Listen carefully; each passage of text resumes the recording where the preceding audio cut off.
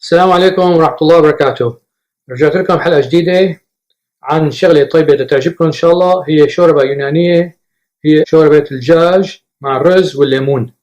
طيبة كتير سهلة، ما بدها شي، مكونات قليلة مثل ما شايفين. نبدأ على بركة الله وقول بسم الله الرحمن الرحيم. بدنا الدجاجات هدول مطبوخين. عندكم هلا الرز مطبوخ أبيض قصير، عنا ليمونتين، بيضتين، بصلتين صغار، شاف صغيرة، شوية ملح وشوية فلفل أبيض، شوية زيت زيتون، معجون الدجاج. وهذا معجون الدجاج فيه ملح. فهلا شو بدنا نساوي؟ وتحمل زيت، بنحط البصلات يستووا منيح شوي، نحط لهم شي 6 كاسات مي، نحط معجون الدجاج 3.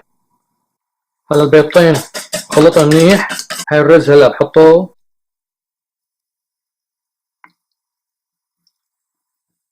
وهي بالوقت هاد نعصر الليمونتين. أنا باخد من المرقة مع الرزات، نحطهم بالخلاط.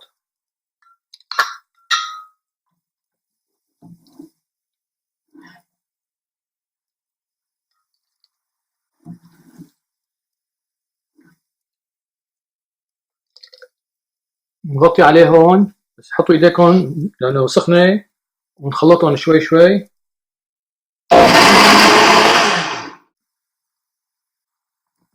هلا هاد اللي خلطناه بنحطه مع البيض شوي شوي، بنخفق بسرعة كثير.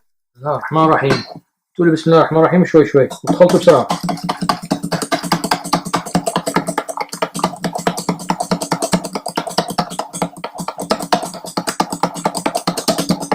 حطها للشوربة هون.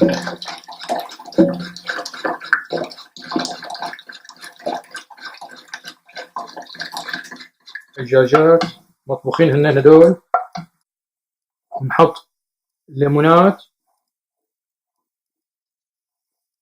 بسم الله الرحمن الرحيم، وشوية فلفل، رشة فلفل أبيض، بندوم ملحها. الحمد لله خلصت. كثير سهلة وطيبة ولذيذة، إن شاء الله جربوها ببيتكم وتعجبكم. لا تنسوا من الشير واللايك والسبسكرايب. دعالي عندي سؤال ابعتلي على اليوتيوب. السلام عليكم ورحمة الله وبركاته.